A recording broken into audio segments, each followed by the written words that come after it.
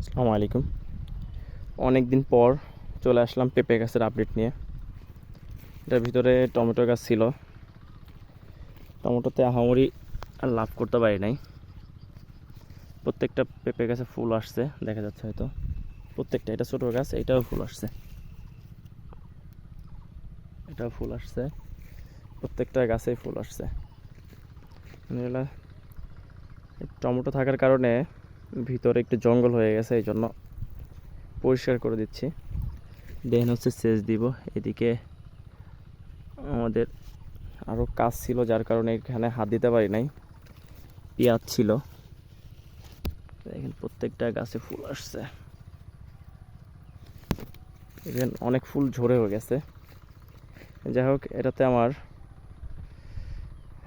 আমার কম করে হলেও 300-350 মতো গাছ আছে। কিছু গাছ অনেক নষ্ট হয়ে গেছে আর কি, মরে গেছে।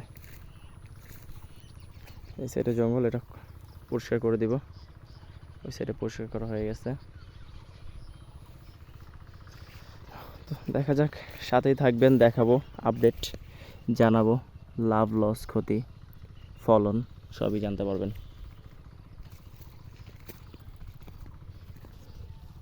প্রত্যেকটা গাছে ফুল আসছে, প্রত্যেকটা ঝোড়ো হয়ে গেছে। যে এখান থেকে অনেক ফুল ঝোড়ো হয়ে গেছে। এটা হচ্ছে অধিকাংশ টপ লেডি, আর কিছু আছে গ্রিন লেডি। ওই সাইডে 30-40টার মতো গাছের মতো আছে গ্রিন লেডি, আর সবই টপ লেডি। নিজে চারা তৈরি করে দেন হচ্ছে রোপণ করেছি।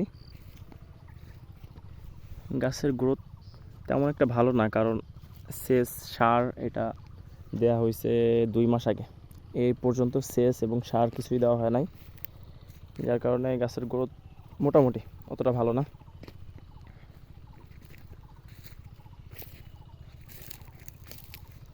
এ হচ্ছে অবস্থা গাছের। ছোট ছোট খুঁটি দিয়ে দিতেছি, সামনে ঝড় আছে। এই সবই একই অবস্থা। এটা আমার মনে হয় যদি সার দেওয়া হতো বা সেচ দেওয়া হতো এতখানি করে হতো,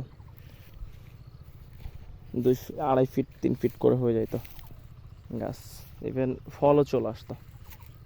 এতদিন এসব গাছে ফল চলে আসার কথা, এই প্রত্যেকটা গাছে ফুল আসছে।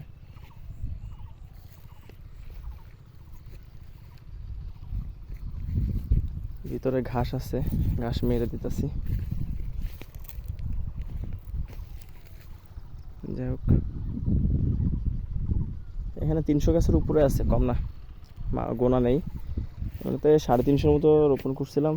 40-50টার মতো ওই টমেটো যারা যে অনেকে ছিঁড়ছে, অনেকে চুরি করতে আসছে, ভেঙে ফেলাইছে আর কি।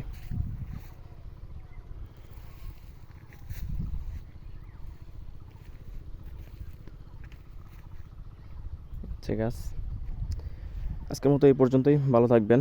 পরবর্তীতে আবারও পেঁপে গাছের আপডেট নিয়ে আপনাদের সামনে আসবো। ভালো থাকবেন ততক্ষণে। আসসালামু আলাইকুম।